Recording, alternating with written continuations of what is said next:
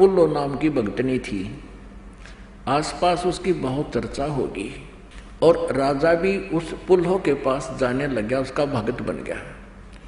बांदियों के माध्यम से रानियों को पता चला कि एक पुल्लो नाम की बहुत ही अच्छी भगतनी है, आसपास बहुत उसकी चर्चा है, राजा भी वहां जाता है। अब उन्होंने सोचा, क्योंकि अपने दृष्टिकोण से सोचती हैं जिसकी जिसी बुद्धि है, रानियों ने सोचा भी हमसे सुंदर ऐसी कौन औरत होगी, जहां राजा वहां जाने लग गया। रानियों ने कहा कि अपने राजा से कि हम उस पुल्लो को देखना चाहते हैं। राजा ने कहा कि उनको यहीं बुला लेते हैं, यहाँ आ जाएंगी वो। अब राजा ने प्रार्थना की और सत्संग के लिए निमंत्रण दे दिया। वह पुल्लो माई आ गई। अब उसका तो जैसे एक चोला पैर रही, अपना सिंपल से कपड़े धारण कर रखी, जैसे पहले मेले कुचले से होया करते थे, साधु संत भाव से रह रही थी और आगे हाथ में माला ले रही अपना जपती हुई। उधर से रानियां ने, 3-4 रानी थी, उन्होंने अच्छे सारे गहने पर रखे, नो खूब सुंदर कपड़े डाल रखे हैं, खूब सज धज के सारे श्रृंगार करें बैठी, नो दिखाने के लिए देखती हैं वो कौन सी सुंदर है, वो सुंदर है हम है। जिसकी बुद्धि जहाँ काम करती है वह उसी कीचड़ में रहता है। अब जब वो आई बेचारी, मनमाना 2 दिन स्नान करे हो गया, राजस्थान की बात है, हाथ में माला ले रही आ रही है।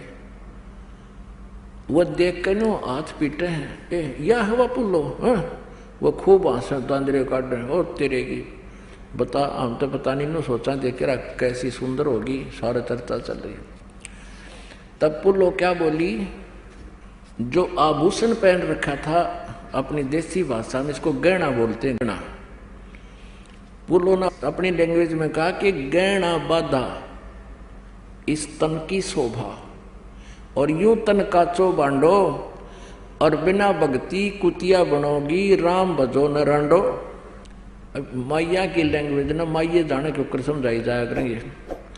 तो उसने उनती सुना दिया कि तुम ये गहना पैर के, आभूषण पैर के फूली समाओ हो, और यू तन काचो भांडो, यू काचा बर्तन है, ना जाने किस कारण से खत्म हो जाएगा, और बिना भक्ति कुतिया बनोगी, राम भजो न रांडो, के भक्ति कर लो नाला को, कहाँ बकवादा में बढ़ रही हो।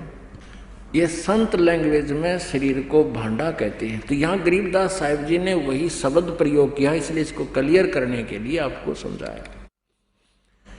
लाख गिरा से नित उठ दूती, माया आद तकत की कुती है। अब क्या बताते हैं, परमात्मा कह रहे हैं, गरीबदास जी बता रहे हैं परमेश्वर की महिमा और इस काल की स्थिति।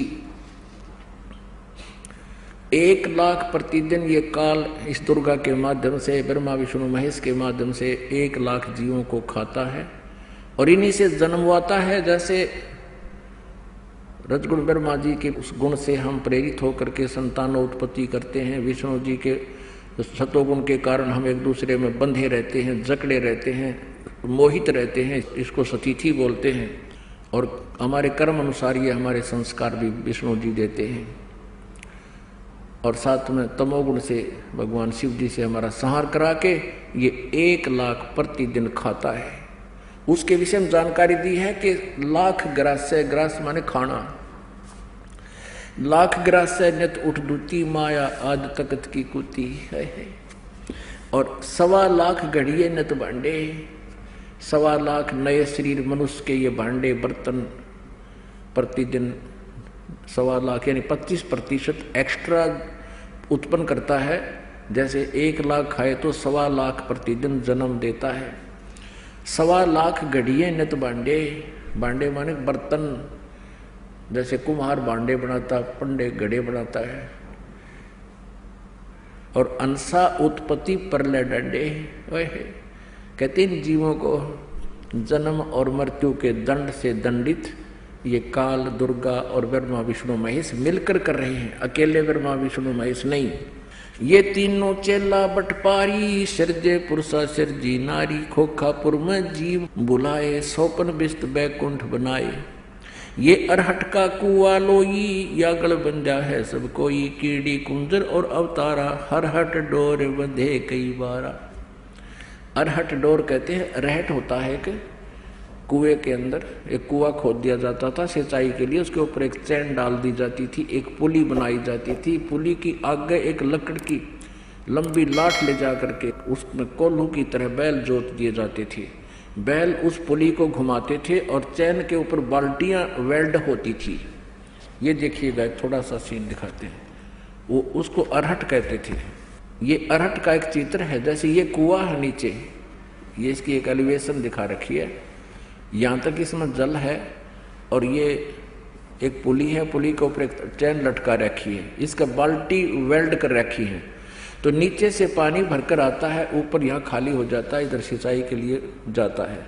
तो कहने का भाव यह है कि नीचे शुभ अशुभ कर्म करते हैं प्राणी, ऊपर स्वर्ग में और नरक में खाली करके फिर खाली बाल्टी आती है, फिर भरते हैं, फिर खाली होते हैं, फिर भरते हैं, फिर खाली होते हैं।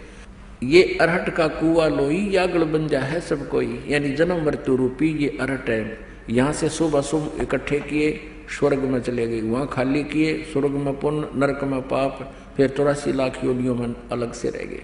ये अरहट का कुआ लोई या गलबंजा है सब कोई।